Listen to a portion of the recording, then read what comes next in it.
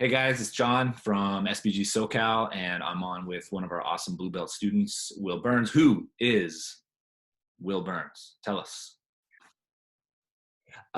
So I'm a physical therapist. I got my doctorate of physical therapy from USC. I did my orthopedic residency at Glendale Adventist.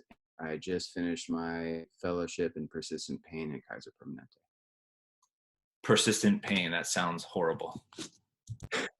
It, it is. When did you start jujitsu? I started jujitsu about 10 years ago, but I did it for about a year and then quit because I went into my graduate school program. And then I started again about 3 years ago. Okay, so you about 4 years on the mats, give or take. Give or take, yeah. Cool. Wow. Will is a very strong blue belt. Not strong like strength, though he is strong strength. He knows what he's doing.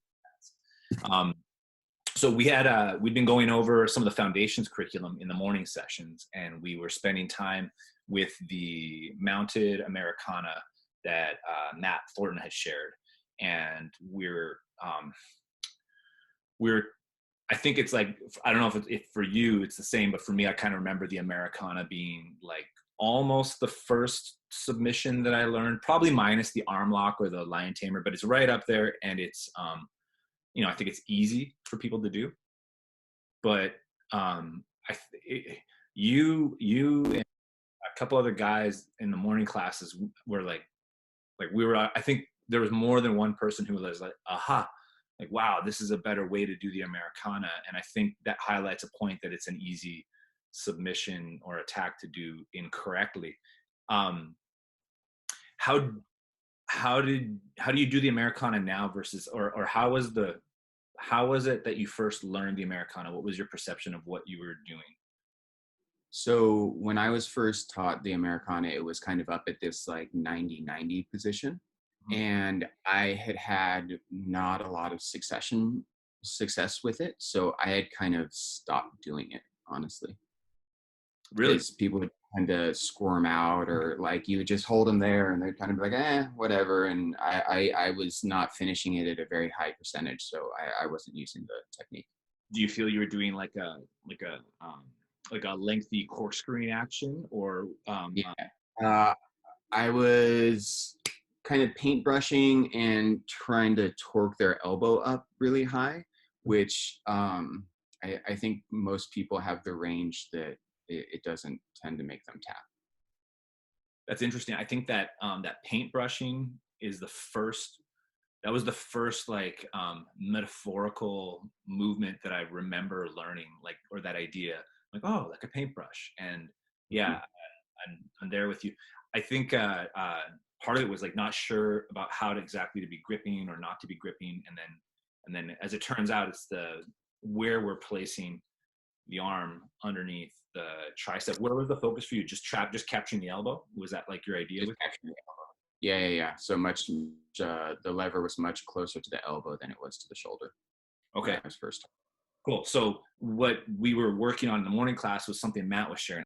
And can you see that? Yes. Yeah, cool. So this is Matt Thornton teaching in the Foundations curriculum, and he's got his arm wrapped real deep and tight. And the way he's describing it is he's got his arm pinned up against the ribs, and he's wrapping his bicep around his opponent's tricep on the bottom while trapping that. That for me was new, and so when I was teaching it, it was almost like I was going through it for the first time. What did you notice as soon as you were doing that? So the tap comes a lot quicker, and I think changing the angle of the humerus from like that more 90-90 to like a more like 45 or lower, I think the tap comes a lot. I think it's a higher percentage way to do it. That's awesome. Yeah, I can get people to tap without even lifting, like just sliding the arm under the armpit, capturing the bicep there, and just trapping it and just giving it almost a squeeze, like you're doing like a rear naked choke. I've tapped some people. Obviously, they'd be less on the flexible side, but it just puts a lot of strain on the joint. Um, that's cool. Yeah, I find I do it a lot different now. So talking about the Americana, let's like how does it attack or damage the shoulder joint? And can you tell us a little bit about the shoulder joint itself, like as Yeah, as a joint. yeah. So it's a pretty flexible joint, right? It's composed of the glenoid and the humerus, and it's about a 35-degree angle, and then the humeral head sits in the glenoid, and it's protected by the labrum on either side. So it sits like a ball on like a golf ball on a tee, and then the labrum enhances the amount of coverage over it. What the traditional Americana position in this like 90-90 position is trying to do is force the shoulder into a anterior dislocation position. The problem with that position is people tend to have a lot of motion. So the shoulder, they usually say gets to about 90, but most people get 110 at least. And then you add the thoracic extension, scapular mobility, and there's a lot of play. And so the traditional way it's done is it attacks the shoulder by trying to force an anterior dislocation or a labral tear.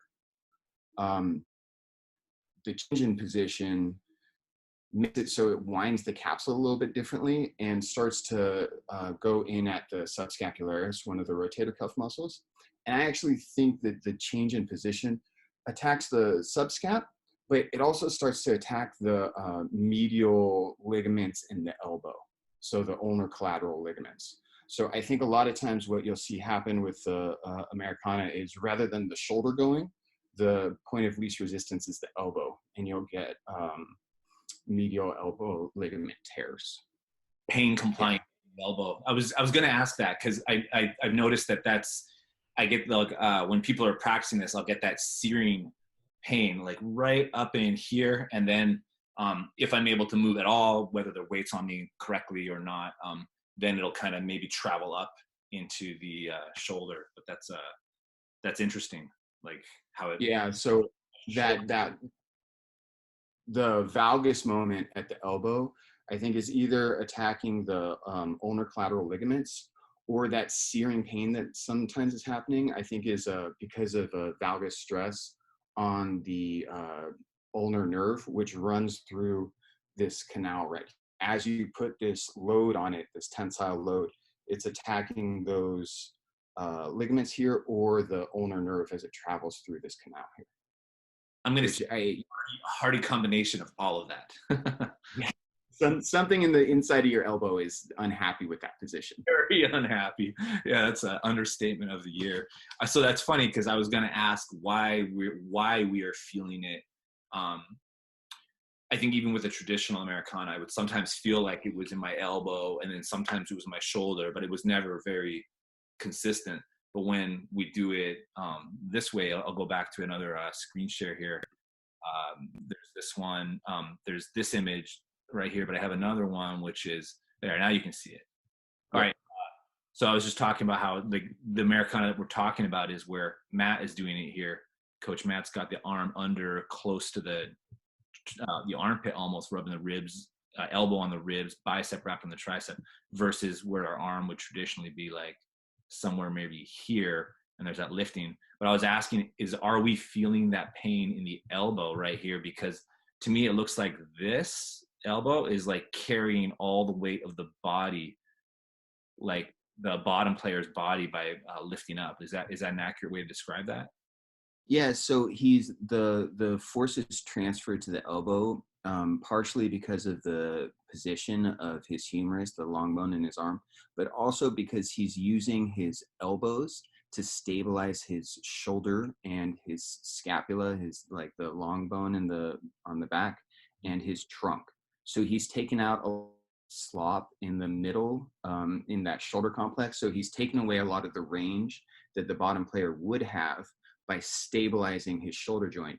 And so the thing that's going to go is where it's bearing the weight from the top player. Okay.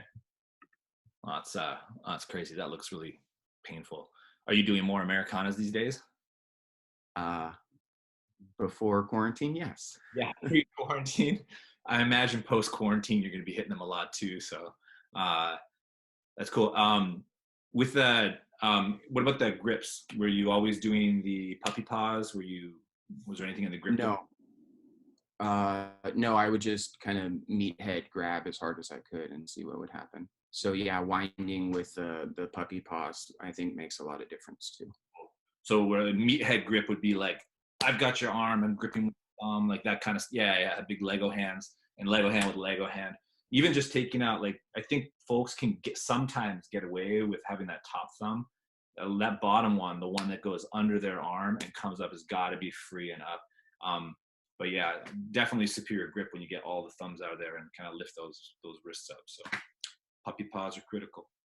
I think altogether, that's like probably one of my more favorite types of attacks. And if I ever capture the arm late, there's a nice path to the arm lock there. But that's, you probably see that too. Cool. Was there anything else on the Americana or the Kimura? Like, how do you think this relates to the Kimura? So I think we put up that the Frank Mir uh, Noguera one, right, where he the spiral fracture of his humerus. So the mechanism of action of breaking in the Kimura is a little bit different than the Americana. So the Americana, I think, targets first the like medial elbow, and then if that doesn't go, then probably the will go next. Whereas because the way the capsule winds into internal rotation, the rotary stress at the humerus as you're applying the lock, I think favors a spiral fracture of the humerus. So the mechanism is a little bit different. In the Americana, it's like maybe elbow and then shoulder. And as you go into the Kimura, because of the lack of range of motion, right? We can move a lot this way, but we can't move so much this way. And this is a much more stable joint, and the internal rotation winds the glenohumeral joint such that the amount of rotary stress causes a spiral fracture at the humerus. Yeah. Which one is if they were both done equally, equal strength, equal power, would it be dependent on the human? Which one damaged them more, or which one do you think would be more damaging on a permanent level to the shoulder? So the like ulnar collateral ligament tear or like irritating the ulnar nerve. As someone who's had an ulnar collateral ligament tear, it's really not a big problem. You recover from it very, very well. Labral tears, if you can actually get somebody to anteriorly, that's pretty damaging. Spiral fracture of the humerus is a devastating injury. So Like, the Kimura done balls out hard, that's going to be damaging versus the okay, Americana. It's good to know.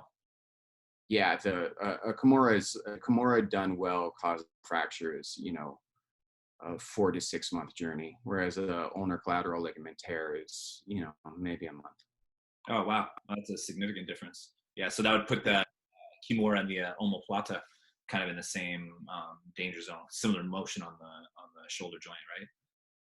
Similar. I think the mechanism of breaking of the Kimura is more at the humerus, whereas I think the omoplata is more of a pain compliance from stretching the rotator cuff.